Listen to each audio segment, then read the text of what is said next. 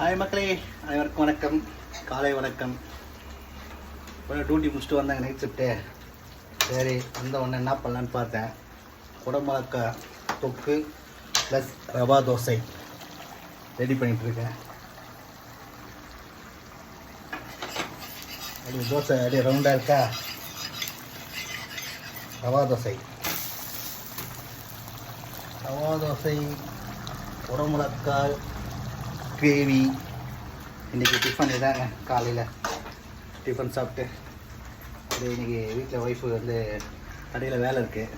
அதனால் இன்றைக்கி மத்தியானத்துக்கு தயிர் சாதம் ப்ளஸ் இதுவே குடமிளகா தொக்கு கிரேவி மாதிரி பண்ணிவிட்டு சாப்பிட்டுக்கலாம் அப்படின்னு சொன்னாங்க. சரி கொஞ்சம் டிஃபன் மட்டும் ரெடி பண்ண சொன்னாங்க. அதனால் நம்ம மாவு கொஞ்சம் இருந்தது, சரி ரவா கொஞ்சம் இது ரெண்டு மிக்ஸ் பண்ணி ரவா தோசை சாப்பிட்லான்ட்டு